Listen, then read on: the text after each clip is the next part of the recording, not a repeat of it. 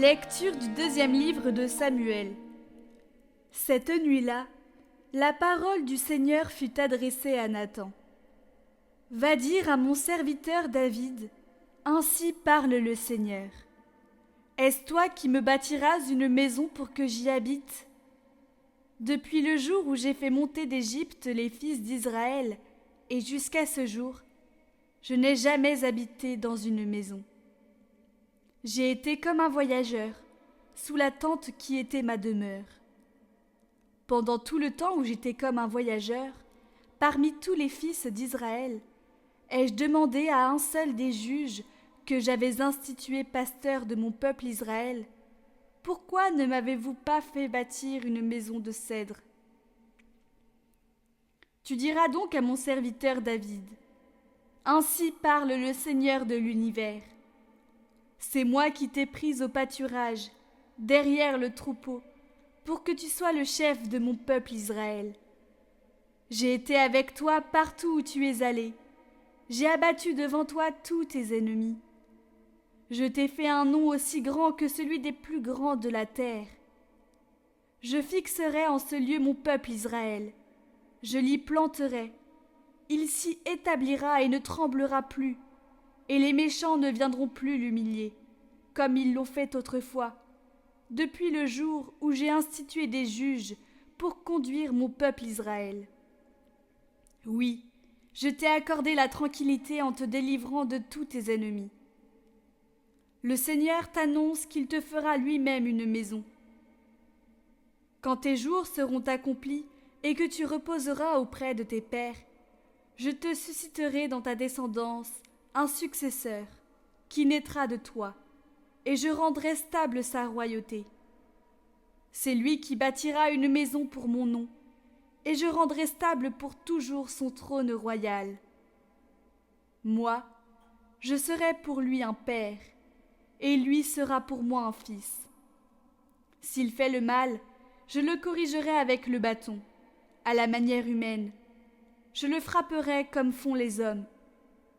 Mais ma fidélité ne lui sera pas retirée, comme je l'ai retirée à Saül, que j'ai écarté de devant toi.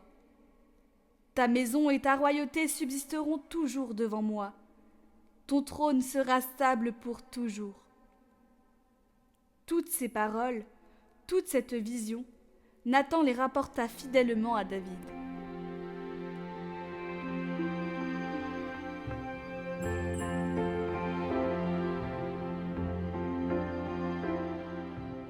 Évangile de Jésus-Christ selon saint Marc. En ce temps-là, Jésus se mit de nouveau à enseigner au bord de la mer de Galilée. Une foule très nombreuse se rassembla auprès de lui, si bien qu'il monta dans une barque où il s'assit. Il était sur la mer, et toute la foule était près de la mer sur le rivage. Il leur enseignait beaucoup de choses en paraboles, et dans son enseignement, il leur disait « Écoutez, voici que le semeur sortit pour semer. Comme il semait, du grain est tombé au bord du chemin. Les oiseaux sont venus, et ils ont tout mangé. Du grain est tombé aussi sur le sol pierreux, où il n'avait pas beaucoup de terre. Il a levé aussitôt, parce que la terre était peu profonde. Et lorsque le soleil s'est levé, ce grain a brûlé. Et, faute de racines, il a séché. Du grain est tombé aussi dans les ronces.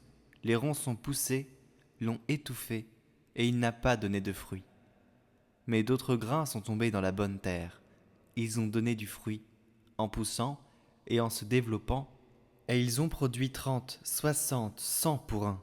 Et Jésus disait, « Celui qui a des oreilles pour entendre, qu'il entende. » Quand il resta seul, ceux qui étaient autour de lui avec les 12 l'interrogeaient sur les paraboles.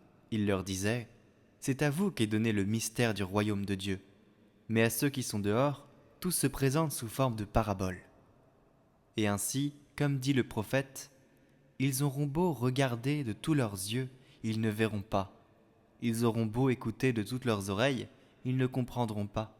Sinon ils se convertiraient et recevraient le pardon. » Il leur dit encore, « Vous ne saisissez pas cette parabole ? Alors comment comprendrez-vous toutes les paraboles ? Le semeur sème la parole. Il y a ceux qui sont au bord du chemin, où la parole est semée. Quand ils l'entendent, Satan vient aussitôt et enlèvent la parole semée en eux. Et de même, il y a ceux qui ont reçu la semence dans les endroits pierreux. Ceux-là, quand ils entendent la parole, ils la reçoivent aussitôt avec joie, mais ils n'ont pas en eux de racines. Ce sont les gens d'un moment. Que vienne la détresse ou la persécution à cause de la parole, ils trébuchent aussitôt. Il y en a d'autres qui ont reçu la semence dans les ronces. Ceux-ci entendent la parole. Mais les soucis du monde, la séduction de la richesse et toutes les autres convoitises les envahissent et étouffent la parole, qui ne donne pas de fruits. Et il y a ceux qui ont reçu la semence dans la bonne terre. Ceux-là entendent la parole, ils l'accueillent et ils portent du fruit. 30, 60, 100 pour un.